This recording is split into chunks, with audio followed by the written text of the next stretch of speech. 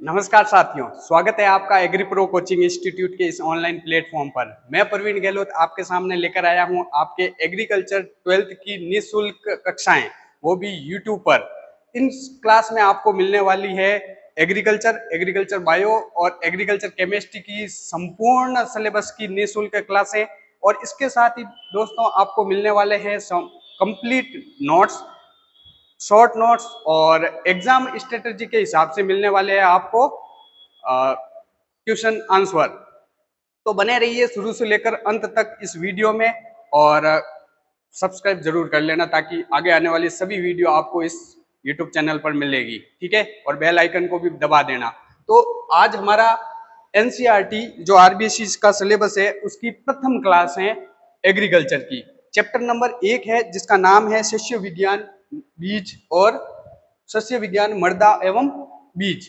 तो दोस्तों सस्य विज्ञान, सबसे पहली बात आती है सस्य विज्ञान, यानी कि इंग्लिश में कहा जाए तो एग्रोनॉमी। एग्रोनॉमी का मतलब होता क्या है या सस्य विज्ञान होता क्या है? अगर हम सस्य विज्ञान का तोड़ निकालें, इसको तोड़ें, तो सस्य विज्ञान से मतलब निकलता है खेत में कृषि से संबंधित किया जाने वाला कार्य, यानी कि फसल उत्पादन। अगर आप खेत में फसल उत्पादन कर रहे हो तो वो किसके अंतर्गत आएगा? सस्य विज्ञान के अंतर्गत आएगा, ठीक है। इसके साथ साथ आपको किसका प्रबंध करना है? मृदा का भी प्रबंध करना है, क्योंकि फसल उगाने का सबसे मुख्य अगर फैक्टर की बात करें, सबसे मेन फैक्टर की बात करें तो वो कौन सा है? वो है सोइल या फिर मृदा। तो स्टार्ट करते हैं हमारे आज के इस चैप्टर को, और क्या कमी रहती है इस चैप्टर में वो भी बताना, और क्या अच्छा लगा आपको इस चैप्टर में वो भी बताना कमेंट्स बॉक्स में। तो लेट्स स्टार्ट सस्य विज्ञान मृदा एवं बीज। सबसे पहले बात करते हैं अपन सस्य विज्ञान की परिभाषा। तो देखो, सस्य विज्ञान किसे कहेंगे कि यह विज्ञान के एक तो अंतर्गत आता है, ठीक है। तो इसमें क्या किया जाता है? खेत में फसल उत्पादन, उसका प्रबंध, तथा इसके साथ साथ सोइल यानी कि मृदा का भी प्रबंध किया जाता है। यानी कि ओवरऑल अपन ऐसा कह सकते हैं फसल उत्पादन के साथ साथ मृदा का प्रबंध क्या कहलाता है? आपके सस्य विज्ञान कहलाता है, ठीक है।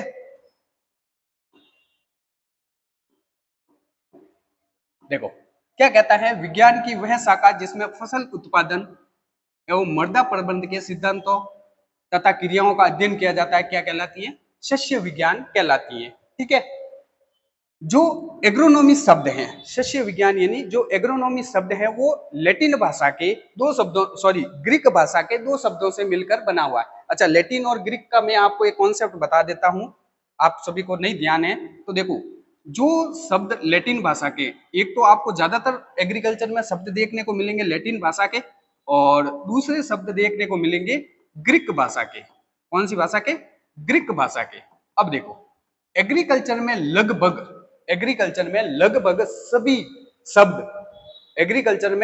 सभी शब्द जो जिसके पीछे कल्चर लगता हो, जैसे एग्री कल्चर, CULTURE, एग्री और कल्चर। दूसरा क्या है? हॉर्टी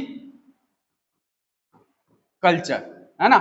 तो हॉर्टिकल्चर मीन्स उद्यान विज्ञान होता है ना, हॉर्टिकल्चर। और जिन शब्दों के पीछे कल्चर लग गया है तो वो कौन सी भाषा के होंगे? वो होंगे आपके लैटिन भाषा के। जिन शब्दों के पीछे कल्चर लग जाता है, चाहे वो एग्रीकल्चर हो, चाहे वो हॉर्टिकल्चर हो, चाहे वो पिशीकल्चर हो, सेरिकल्चर हो, एपीकल्चर हो, ऐसे बहुत सारे शब्द है, लेक कल्चर वगैरह, है ना। तो ये सब शब्द किस में आ जाते हैं? आपके लैटिन भाषा में आ जाते हैं। इसके अलावा बाकी वाले सभी शब्द तो नहीं कह सकते, क्योंकि बहुत सारे शब्द ऐसे होते हैं जो अरेबिक भाषा के भी होते हैं, लेकिन हम एक ऐसा जनरल आइडिया लगा सकते हैं कि अगर किसी के पीछे कल्चर लगा है, किसी शब्द के पीछे, तो वो लैटिन भाषा का होने के 99.99% चांसेस रहते हैं। और इसके अलावा ग्रीक भाषा का हो सकता है। जैसे अगर बात करें अपन एग्रोनॉमी की, है ना, एग्रोनॉमी की, तो एग्रोनॉमी कौन सी भाषा का शब्द है? आपके ग्रीक भाषा का शब्द है। एग्रोनॉमी कौन सी भाषा का शब्द है? ग्रीक भाषा का शब्द है। ये ग्रीक भाषा के दो शब्दों से मिलकर बना है, एग्रोस और नोमोस। कौन से शब्दों से मिलकर बना हुआ है? दो शब्दों से। मेरे साथ साथ दोहराते रहना है, कौन से शब्दों से मिलकर बना हुआ है? दो शब्दों से मिलकर बना हुआ है, एग्रोस और नोमोस। अब ध्यान से सुनो कि ये दो शब्दों से मिलकर बना है, एग्रोस और नोमोस। एग्रोस का मतलब होता है फील्ड या फिर भूमि। फील्ड या फिर भूमि, और नोमोज का मतलब होता है प्रबंध करना। तो भूमि का फसल उत्पादन की दृष्टि से मैनेजमेंट करना, भूमि का फसल उत्पादन की दृष्टि से क्या करना, प्रबंध करना, क्या कहलाता है, सस्य विज्ञान या एग्रोनॉमी कहलाता है, सस्य विज्ञान या एग्रोनॉमी कहलाता है। ठीक है, विज्ञान की इस शाखा में भूमि प्रबंध के साथ साथ फसल उत्पादन का भी आधुनिक और श्रेष्ठ विधियों का संयोजन है। मतलब एग्रोनॉमी को अपन ऐसा कह सकते हैं कि आप फसल उत्पादन भी कर रहे हो और इसके साथ साथ क्या कर रहे हो, भूमि का प्रबंध भी कर रहे हो। ठीक है, तो इस पूरी स्लाइड में हमने क्या सीखा, हमने सीखा एग्रोनॉमी कौन सी भाषा का शब्द है, एग्रोनॉमी की परिभाषा, और इसी के साथ साथ अगर एग्जाम पॉइंट ऑफ व्यू से बताऊं मैं आपको, तो यहां से 12th में परिभाषा आ सकती है। ठीक है, एग्रोनॉमी कौन सी भाषा का शब्द है और किन शब्दों से मिलकर बना ये आ सकता है। अगर आप आफ्टर 12th यानी कि कोई गवर्नमेंट जॉब की तैयारी कर रहे हैं तो भी ये आपके लिए क्लास इंपॉर्टेंट है। कैसे इंपॉर्टेंट है बताता हूं, क्योंकि बहुत बार क्या होता है, ऐसे सवाल आते हैं कि एग्रोनॉमी कौन सी भाषा का शब्द है, लैटिन, ग्रीक, अरेबिक या कौन सी भाषा का शब्द है। तो एग्रोनॉमी कौन सी भाषा का शब्द है, बोलो बोलो जल्दी, ग्रीक भाषा का शब्द है। आगे अगर बात करें अपन कि एग्रोनॉमी के क्या महत्व है और इसके क्या क्षेत्र हैं। अब देखो, अगर सस्य विज्ञान के महत्व की बात करें तो दोस्तों ऐसी बात है कि जो खेती करना है ना, वो खेती करना एक कला है। ठीक है, खेती करना क्या है, एक कला है, आर्ट है। जैसे कि एक जो आर्टिस्ट होता है उसको पता होता है कि कब कौन से मोड पर क्या करना होता है, किस तरीके से उसको सिचुएशन को हैंडल करना होता है। तो एक जो किसान होता है या फार्मर होता है वो भी जब खेती करने जाता है तो उसको पता रहता है कि कौन से समय में कौन सा एक्शन लेना है। ठीक है, तो एक कला आनी चाहिए आपको खेती करने में भी। अगर आप खेती के बारे में कुछ नहीं जानते तो श्योर है इसमें आप क्या कर खाओगे, नुकसान खाओगे या मात खाओगे। तो एग्रोनॉमी क्या है, एक कला है, इसके साथ साथ एक विज्ञान भी है। आपको ये नॉलेज होना चाहिए कि कौन से सीजन में कौन सा सीड लगेगा और कितने एरिया में कितना सीड लगेगा, कौन से सीजन में लगेगा। तो ये सब किस में आ जाता है, विज्ञान में। इसके साथ साथ एक व्यवसाय भी है, क्योंकि आप एग्रीकल्चर से खेती करके पैसा भी अर्न कर सकते हो। और आज 2026 के समय में एग्रीकल्चर सबसे टॉप लेवल का बिजनेस माना जा रहा है। ठीक है, तो सस्य विज्ञान को कला, विज्ञान और व्यवसाय के रूप में जाना जाता है, क्योंकि कृषि संपूर्ण जनसंख्या के जीवन का आधार है। भैया खाओगे नहीं तो क्या करोगे। ठीक है, सुबह से लेकर शाम तक कुछ भी कर सकते हो लेकिन बिना खाए पिए नहीं रह सकते। तो ये सब जो आपके घरों में खाना वगैरह आ रहा है वो किसके ऊपर डिपेंड है, वो एग्रीकल्चर के ऊपर डिपेंड है। जैसे आप कहोगे कि सर रोटी और सब्जी इसके अलावा और क्या, देखो आपके घर में लगभग जो भी खाने का सामान आता है वो डायरेक्ट या इनडायरेक्ट रूप से एग्रीकल्चर पर निर्भर है। कैसे है वो आप अपन आगे भी पढ़ेंगे, लेकिन एक जनरल आइडिया बता देता हूँ। जैसे कि मान लो आपके घर में आइसक्रीम आई, किससे बनती है, मिल्क से। किससे रिलेटेड है, डेयरी कल्चर से। ठीक है, किससे रिलेटेड है, डेयरी से। ठीक है, और डेयरी किसके अंतर्गत आती है, एग्रीकल्चर के अंतर्गत आती है। क्यों आती है, क्योंकि डेयरी में दूध कहाँ से मिलता है, पशुओं से मिलता है, और पशुओं को खिलाने के लिए चारा कहाँ से मिलेगा, खेतों से, है ना। तो डायरेक्ट या इनडायरेक्ट रूप से वो जो चीजें आपके घरों में आ रही है वो कहां से आ रही है, एग्रीकल्चर से। अच्छा एग्जांपल है केचप ले लो, है ना। केचप कहां से मिल रहा है, खेतों से, टमाटर से फैक्ट्रियों में जाता है और वहां से केचप बनता है। तो बहुत ज्यादा इंपॉर्टेंट है हमारी लाइफ में किसका, एग्रोनॉमी का। ठीक है, भारतवर्ष में जनसंख्या का एक बड़ा भाग सीधे सीधे कृषि व्यवसाय से जुड़ा है, जिसमें से मुख्य है फसल उत्पादन, है ना। जिसमें से मुख्य क्या है, फसल उत्पादन। कृषि विज्ञान में सस्य विज्ञान का सबसे अधिक महत्वपूर्ण स्थान है, क्योंकि खेत में उगाई जाने वाली सभी प्रकार की फसलों के उत्पादन का विज्ञान सस्य विज्ञान है। जैसे एग्रीकल्चर में और भी बहुत सारे सब्जेक्ट आते हैं, उसमें से सबसे जो मेन पॉइंट या मेन सब्जेक्ट कहा जाता है वो एग्रोनॉमी होता है, क्योंकि इसी के अंदर फसल उत्पादन का बारे में जाना जाता है, फसल उत्पादन के बारे में जाना जाता है। सस्य विज्ञान में जल, वायु, भूमि एवं पौधे के वातावरण को प्रभावित करने वाले सभी कारकों का एक क्रमबद्ध तरीके से रिसर्च किया जाता है। क्योंकि देखो किसी भी फसल को ग्रो करने के लिए वहां की मृदा, वहां का जल, वहां का वातावरण, वो जो सीड यूज में ले रहे हो वो सभी डिपेंड करते हैं किसके ऊपर, एग्रोनॉमी के अंतर्गत आ जाते हैं। दोस्तों ये जो एनोटेड पीडीएफ है, ये जो पीडीएफ है, अगर आपको ये पीडीएफ चाहिए, ठीक है, अगर आपको ये पीडीएफ चाहिए तो आपको ये पीडीएफ मिल जाएगी हमारे टेलीग्राम चैनल पर, ठीक है, हमारे टेलीग्राम चैनल पर मिल जाएगी, जिसका नाम है एग्री प्रो जोधपुर, ठीक है, agri pro Jodhpur telegram channel. तो शॉर्ट्स नोट्स हो गए, क्लास का लिंक हो गया, और भी बहुत सारे एमसीक्यूज हो गए, तो वो सब कहाँ मिलेंगे आपको? हमारे टेलीग्राम चैनल पर, ठीक है। और सबसे मेन बात है, ये यूट्यूब पर मेरे ख्याल से पहली क्लास होगी जो बाइलिंगुअल है, ठीक है, हिंदी और इंग्लिश दोनों में, ठीक है। तो अब इतना कुछ मिल रहा है, तो आप मेरी क्लास को लाइक, शेयर और सब्सक्राइब चैनल को जरूर करना, और अपने एग्रीकल्चर वाले दोस्तों के साथ जरूर शेयर करना, ताकि देखो हो सकता है किसी के पास बेस्ट एजुकेशन ना मिले, तो ये फ्री क्लासेस उसके लिए काम आ सकती है, ठीक है। अब देखो, ये हमने पहले पढ़ा कि एग्रोनॉमी होता क्या है, उसके बाद हमने पढ़ा कि एग्रोनॉमी का क्या इंपॉर्टेंस है हमारी लाइफ में, अभी क्यों चाहिए हमें एग्रोनॉमी, कहाँ जरूरत पड़ेगी, क्यों आवश्यकता है, नीड क्या है एग्रोनॉमी की, ये सब देखेंगे। तो सबसे पहले नीड है एग्रोनॉमी की कृषि के उत्पादन में, दूसरी है नियोजन में, प्लानिंग में, तीसरी है बिजनेस में, और चौथी है उद्योग में, चौथी है उद्योग में। तो ये एग्रोनॉमी के चार पिलर कह सकते हो, उत्पादन, नियोजन, व्यवसाय और इंडस्ट्री में, ठीक है। सबसे पहले अपन बात करते हैं कृषि में, कि कृषि उत्पादन में किस तरीके से एग्रोनॉमी इंपॉर्टेंट है। देखो, अगर मान लो जैसे कोई एग्रोनॉमिस्ट है, मतलब उसने पढ़ाई किससे की, सस्य विज्ञान से की या फिर एग्रोनॉमी से की।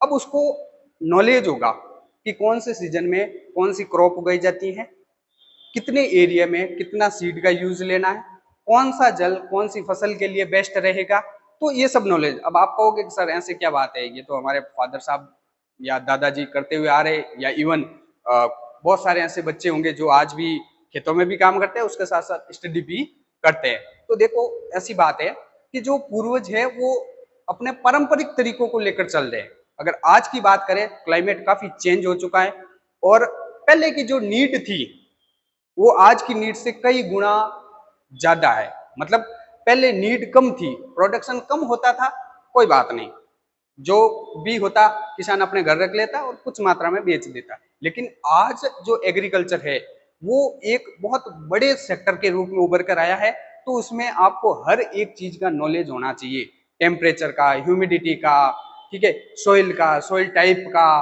क्रॉप के मैनेजमेंट का, अगर आपने उत्पादन ले लिया है तो उसका भंडारण कैसे करोगे, स्टोरेज का मैनेजमेंट, तो ये सब मैनेजमेंट किससे मिलेगा, आपके एग्रोनॉमी से मिलेगा, ठीक है। तो फसलों उत्पादन कृषि का सबसे महत्वपूर्ण अंग है, किसी भी राष्ट्र की प्रगति का प्रथम सूचक है। अगर कोई देश सबसे ज्यादा प्रगतिशील है तो उसके पीछे सबसे बड़ा कारण होता है उसके वहां की खेती का।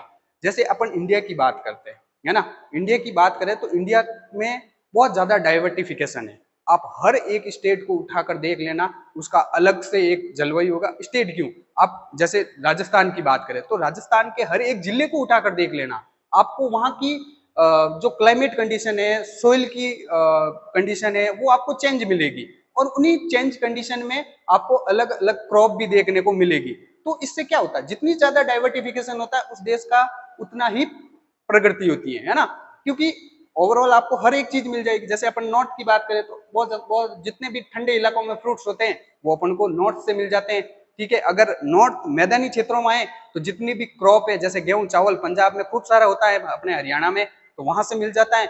मिड में जाए तो फ्रूट प्रोडक्शन मिल जाता है ना, यूपी में मैंगो खूब होता है, बनाना हो गया, साउथ में जाओ तो बनाना, नारियल वगैरह ये सब हो जाता है। तो हमें बाहर से लेने की जरूरत नहीं पड़ती है ना, जो प्रोडक्शन हो रहा है वो अपने देश में ही हो रहा है। तो इसलिए एग्रोनॉमी बहुत ही इंपॉर्टेंट है। विभिन्न फसलों की खेती में सस्य विज्ञानों का सर्वाधिक महत्वपूर्ण योगदान है। खेत की तैयारी, उन्नत किस्मों का चुनाव, बुआई, पोषक तत्व प्रबंधन, खरपतवार प्रबंधन, सिंचाई प्रबंधन, पौध संरक्षण, कटाई, गहाई, भंडारण जैसे महत्वपूर्ण कार्यों का संपादन उचित तरीके से करना सस्य विज्ञान की सीमा में आते हैं। कहने का मतलब है, अगर आप एग्रोनॉमी का यूज कृषि उत्पादन में कहाँ कहाँ हो रहा है, तो ये यहाँ पर हो रहा है, देख लो कौन सी किस्म का यूज करना है, चुनाव कैसे करना है, खेत की तैयारी कैसे करोगे, बुआई कैसे करोगे, सिंचाई का प्रबंध कैसे करोगे, कितना पोषक तत्व डालोगे, कौन कौन से खरपतवार होते हैं उसको कैसे हटाओगे, तो ये सब कब पता चलेगा, जब आपने एग्रोनॉमी पढ़ रखी होगी तभी, या जो एग्रोनॉमिस्ट हैं जिसने एग्रोनॉमी अच्छे से पढ़ रखी है तो उसको इसका काफी अच्छा नॉलेज होगा। ठीक है, ये खेत की तैयारी, उन्नत किस्मों का चुनाव, बुआई, पोषक तत्व प्रबंध, कटाई, पौध संरक्षण, सिंचाई प्रबंध, खरपतवार प्रबंध, गहाई, है ना, भंडारण, ये सभी किसमें आ जाते हैं, आपके कृषि उत्पादन में आ जाते हैं। सेकंड बात करें नियोजन या प्लानिंग, सेकंड बात करें नियोजन या प्लानिंग। देखो नियोजन या प्लानिंग में क्या आता है, अगर आपने एग्रोनॉमी पढ़ रखी है, ठीक है, या आप कृषि विज्ञान के छात्र है और आपने बीएससी कर रखी है, तो आप क्या कर सकते हो, स्कूल या विद्यालय खोल सकते हो जिसमें आप बच्चों को कृषि से संबंधित एजुकेशन दे सकते हो, या फिर आप किसी बैंक में अच्छे सलाहकार बन सकते हो, कृषि सलाहकार, कौन सा ऋण लेना है, किसके लिए कितना लोन होता है, वो लोन प्रोवाइड करवाने के लिए। ठीक है, या फिर आप कोई भी एक अच्छी प्राइवेट कंपनी में लग सकते हो, आजकल बहुत सारी कंपनियां हैं, सीड कंपनियां हैं, पेस्टिसाइड्स कंपनियां हैं, फर्टिलाइजर कंपनियां हैं, आप उसमें अपनी सेवाएं दे सकते हैं। ठीक है, आप देखो पौधे के लिए ग्रोथ हार्मोन, यानी कि पौधा बड़ा हो रहा है, उस पर फ्लावरिंग आ रही है, फ्रूटिंग हो रही है, तो इसके लिए कुछ हार्मोन्स होते हैं। ठीक है, तो उसके हार्मोन्स के प्रोडक्शन के लिए भी बहुत सारी कंपनियां, आप उसमें अपनी सेवाएं दे सकते हैं, है ना। तो नियोजन में क्या आ जाएगा, हमारे राष्ट्र में वर्तमान में अनेक कृषि विश्वविद्यालय, कृषि शिक्षा शोध प्रसारत है, जहां से जिस मानव संसाधन को विकसित किया जा रहा है उन्हें अनेक प्रकार के रोजगार के अवसर प्राप्त होते हैं, जैसे कि शिक्षण में, अनुसंधान में और एक्सटेंशन में। जैसे मान लो कोई नई वेराइटी आई है, उसका प्रचार प्रसार करने में, कोई नई टेक्नोलॉजी आई उसका प्रचार प्रसार करने में, जैसे एटिक ये काम करता है। ठीक है, बैंक में कृषि सलाहकार, कृषि अधिकारी, लोन वगैरह लेने के लिए बैंक में एग्रीकल्चर फील्ड ऑफिसर बैठा रहता है ना, तो वो बन सकते हैं। उर्वरक कंपनियों जैसे इफको है, क्रिपको है ना, सीड कंपनियां हैं, उसमें आप अपनी सेवाएं दे सकते हैं। इसके साथ साथ निंदानाशी, निंदानाशी का मतलब होता है हर्बिसाइड। क्या होता है, हर्बिसाइड। तो हर्बिसाइड बनाने वाली कंपनियों में भी आप क्या कर सकते हैं, अपनी सेवाएं दे सकते हैं। पौध वृद्धि के लिए हार्मोन्स और ऑक्सीजन वगैरह जैसे हार्मोन होते हैं, उन हार्मोन्स का भी यूज कर सकते हैं। ठीक है, उसके बाद अपन बात करते हैं बिजनेस में, कि भाई बिजनेस में एग्रीकल्चर का क्या रोल रहता है। तो देखो बिजनेस में खूब रोल रहता है, आप एग्रो इंडस्ट्री खोल सकते हैं, जैसे कि आइसक्रीम बन रही है, कर्ड बन रहा है, ठीक है, पनीर बन रही है, तो ये सब कहां से मिलेगी, एग्रो इंडस्ट्री, आप इस इंडस्ट्री को खोल सकते हैं। ठीक है, इसके साथ साथ खाद, बीज, इनकी दुकानें भी आप खोल सकते हैं। कृषि पैदावार का लेन देन व्यवसाय, मतलब एक्सपोर्ट और इंपोर्ट, किसी भी सामग्री का एक्सपोर्ट और इंपोर्ट भी आप कर सकते हैं। तो व्यवसाय में एग्रोनॉमी कैसे यूज आ रही है, ये कृषि स्नातक, मतलब जिसने बीएससी कर रखी है, जिसे सस्य विज्ञान की सिद्धि प्राप्त होती है, मतलब उसको इस चीज का नॉलेज होता है, तो कृषि जनित व्यवसाय में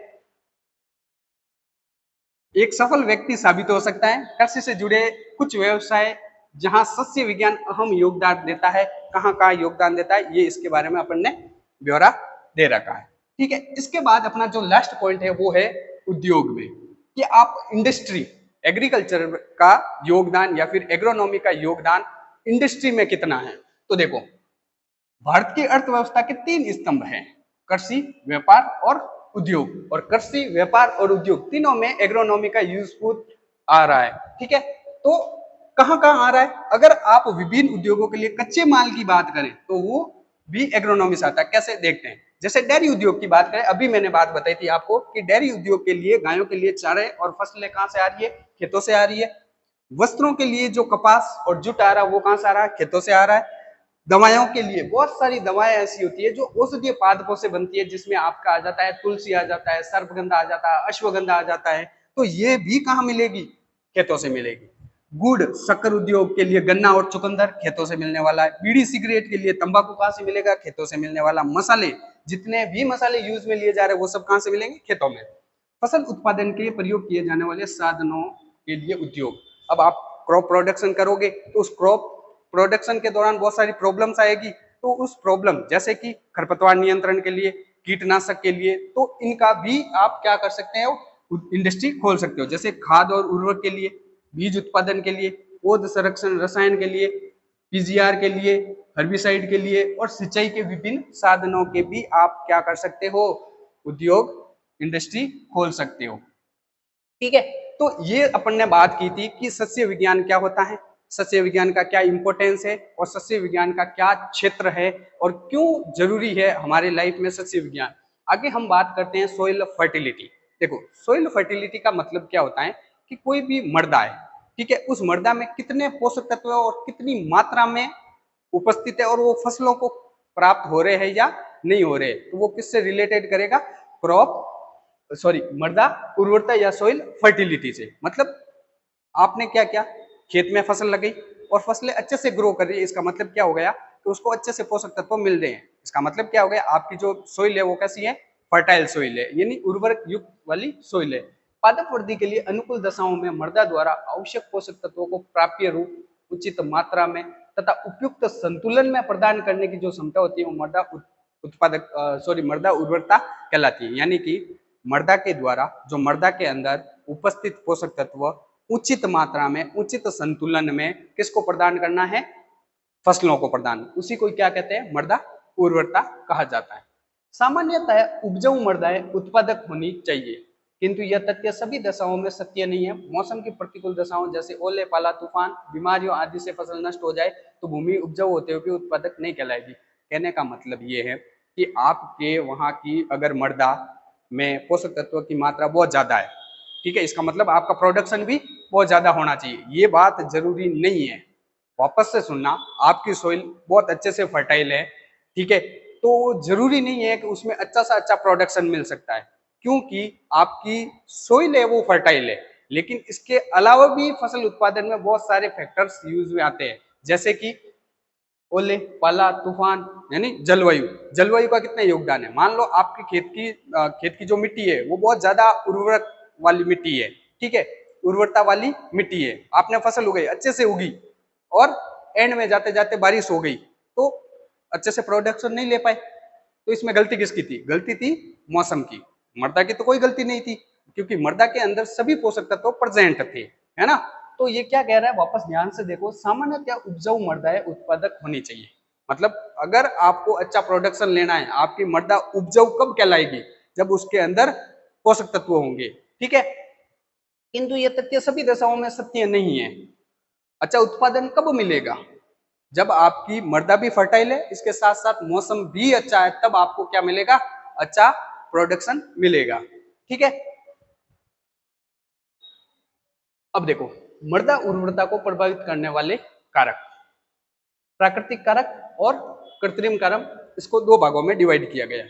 प्राकृतिक कारक की बात करें, कृत्रिम पदार्थ में ये आ जाता है कि जो आपकी मृदा है उसका निर्माण किससे हुआ, है ना, आपकी मृदा का निर्माण किससे हुआ। अगर आपकी मृदा का निर्माण ऐसी चट्टानों से हुआ है जिनमें पोषक तत्वों की मात्रा बहुत अधिक है, तो जाहिर सी बात है आपके वहां की जो मृदा होगी वो कैसी होगी, फर्टाइल होगी, उर्वरक युक्त होगी। स्थला आकृति, अगर स्थला आकृति की बात करें तो होता क्या है, जहां समतल मृदा होती है उसमें अगर उबड़ खाबड़ मृदा के कंपैरिजन में देखा जाए तो समतल मृदा के अंदर पोषक तत्वों की मात्रा अधिक होती है, ठीक है। क्यों, क्योंकि अगर मान लो उबड़ खाबड़ जमीन होगी तो जब बारिश होगी तो पोषक तत्व घुलकर वहां आ जाएंगे जहां पर पानी भरा होता है, तो एक सिमिलर मात्रा में पोषक तत्व नहीं मिलेंगे पूरी मृदा में। मृदा आयु, जैसे जैसे आपका खेत बूढ़ा होता जाएगा, इसका मतलब यही हुआ, है ना, जैसे जैसे आपने क्या किया, आपके खेतों को 50-100 सालों से आप बुआई करते हुए आ रहे हो और उसमें पोषक तत्व भी नहीं दे रहे हो, अब तो खैर 5 साल में अगर आपने पोषक तत्व नहीं दिए तो आपकी मृदा कैसी हो जाएगी, बूढ़ी हो जाएगी, अब वो प्रोडक्शन देने लायक नहीं बचेगी, ठीक है। तो मृदा आयु का भी काफी फर्क पड़ता है, अगर आपकी मृदा काफी पुरानी है तो हो सकता है कि उसमें प्रोडक्शन कम मिले। जलवायु, अब देखो तापमान अधिक होगा तो क्या होगा कि अगर तापमान अधिक होगा तो मान लो जीवाश्म पदार्थ है, उस जीवाश्म पदार्थ का अपघटन जल्दी होगा, जल्दी अपघटन होकर वो जल्दी पोषक तत्वों को रिलीज कर देगा और कुछ समय बाद वो मृदा कैसी हो जाएगी, अनउर्वर हो जाएगी, ठीक है। अगर मान लो बारिश ज्यादा होगी, पानी भरा हुआ है, तो उस स्थिति में क्या होगा, सूक्ष्म जीव क्रियाविधि नहीं कर पाएंगे और सूक्ष्म जीव क्रियाविधि नहीं कर पाएंगे तो क्या होगा, मृदा की संरचना को खराब कर देगा और इसके साथ उर्वरता को भी खराब करेगा। मृदा प्रोफाइल, देखो मृदा प्रोफाइल की गहराई जितनी ज्यादा होगी पौधे की जड़ें उतनी अच्छे से फैलेगी, ठीक है। मृदा गहराई जितनी ज्यादा होगी, अब मृदा गहराई से मतलब ये हो गया कि आप अपनी मृदा को खोद कर देखो कितनी गहरी तक एकदम मृदा ही मिल रही है, ऐसा नहीं है कि नीचे कोई परत चल रही हो, कोई पत्थर आ रहा हो, अगर ऐसा होता है तो पौधा अपनी जड़ों को सही प्रॉपर मात्रा में नहीं फैला पाता है और पोषक तत्व भी नहीं मिलते हैं। अगर आपके मृदा की गहराई बहुत अच्छी है तो पौधा अच्छे से अपनी जड़ों को फैलाएगा, ठीक है, और अच्छे से जब जड़ों को फैलाएगा तो उसको पानी भी ज्यादा मिलेगा और पोषक तत्व वो हर जगह से ले पाएगा। अगला है मृदा की भौतिक दशा। आपके देखो होता क्या है कि मृदा में अगर एरेशन अच्छे से होगा, उसमें वाटर का कंटेंट होगा, पोषक तत्व होगी, तो ये सब किस में आ जाते हैं, भौतिक दशा में आ जाते हैं। तो जाहिर सी बात है वो मृदा कैसी होगी, उर्वर मृदा होगी। मृदा अपर्दन, मृदा का एक स्थान से दूसरे स्थान जाना क्या कहलाता है, मृदा अपर्दन कहलाता है। अगर मान लो ऐसा हो रहा है तो फिर उसमें पोषक तत्व बचेगी ही नहीं, क्योंकि मृदा क्या हो रही है, आपके खेतों से उड़ के तो कहीं और जा रही है ना। तो ये भी एक फैक्टर है। अगला है मृदा में उपस्थित पोषक तत्वों की मात्रा। आपके वहां की मृदा में पोषक तत्व भी होने चाहिए। अगर पोषक तत्व नहीं होंगे तो मृदा क्या नहीं कहलाएगी, उर्वर मृदा नहीं कहलाएगी। आगे बात करते हैं कृत्रिम कारण कैसे मृदा की उर्वरता को प्रभावित करते हैं। देखो, जलाक्रांति या वाटर लॉग, आपके खेतों में पानी भर गया, ठीक है, तो मृदा की संरचना खराब होने के साथ साथ उसमें जलवायु जो वायवीय कंडीशन में यूज होने वाले माइक्रोब्स हैं वो भी काम करना बंद कर देंगे और संरचना को बिगाड़ देंगे और उर्वरता को कम कर देंगे। फसल प्रणाली, आप क्या कर रहे हो, हर साल एक ही फसल बो रहे हो, तो उस फसल को जो पोषक तत्व चाहिए होंगे वो ही पोषक तत्व कंज्यूम करेगी। तो आपको क्या करना है, हर बार अपनी फसलों को चेंज करके बुआई करनी है। उसे क्या कहते हैं, क्रॉपिंग सिस्टम कहा जाता है। मृदा पीएच, कुछ विशेष पीएच होते हैं जिस पर क्या होता है, पोषक तत्व मृदा प्लांट को प्राप्त होते हैं, यानी कि कुछ विशेष पीएच पर। जैसे कि अगर बात करें तो जो 6.5 से लेकर 7.5 का जो पीएच है वो सबसे बेस्ट होता है किसके लिए, किसी भी पोषक तत्वों को प्राप्त होने के लिए पौधे को। मृदा में सूक्ष्म जीव, अगर मृदा में सूक्ष्म जीव अच्छे से वर्क करते हैं या अच्छे से काम करते हैं तो उस स्थिति में क्या होगा, ये सूक्ष्म जीव क्या करेंगे, जीवांश पदार्थों को तोड़ने का काम करेंगे, ह्यूमस बनाने का काम करेंगे और इसी से मृदा में क्या करते हैं, पोषक तत्व मिलते हैं। मृदा में कार्बनिक पदार्थ की मात्रा, क्योंकि देखो कार्बनिक पदार्थ पोषक तत्वों का खजाना होता है ना। जिस मृदा में जितना कार्बनिक पदार्थ होगा वो मृदा उतनी ज्यादा उर्वर होगी। अगर मान लो किसी मृदा में कार्बनिक पदार्थ की मात्रा सबसे कम है तो यह तय है कि उस मृदा में पोषक तत्वों की मात्रा भी कम होगी। मृदा जुताई की विधि और समय, आप किस मेथड से खेत की जुताई कर रहे हो। अगर आप क्या कर रहे हो, एक ही लेवल पर क्या कर रहे हो, मृदा की बार बार जुताई कर रहे हो, तो एक समय बाद क्या होगा, मृदा के नीचे क्या बन जाएगी, हार्ड परत बन जाएगी जो मृदा की उर्वरता के लिए अच्छी नहीं है। तो आपको क्या करना है, यंत्रों का भी नॉलेज होना चाहिए और टाइम का भी पता होना चाहिए, ठीक है। तो आज हमने क्या पढ़ा, एक तो सस्य विज्ञान किसे कहते हैं, सस्य विज्ञान का क्या क्षेत्र है, क्या महत्व है, क्या स्कोप है, इसके साथ साथ अपन ने पढ़ा सोइल फर्टिलिटी। तो आई होप यहाँ तक आपको ये क्लास बहुत शानदार समझ में आई होगी। क्या कमी रहती है या क्या आपको नया सीखने को मिला है, ठीक है, आप कमेंट्स बॉक्स में अपना जो भी बातें हैं वो शेयर करेंगे। और एंड में ये कहूंगा कि आप इस वीडियो को ज्यादा से ज्यादा शेयर करो। अब तक आपने चैनल को सब्सक्राइब नहीं किया तो सब्सक्राइब भी कर लो और बेल आइकन को दबा दो ताकि आने वाला नोटिफिकेशन आपके सामने मिल सके। धन्यवाद।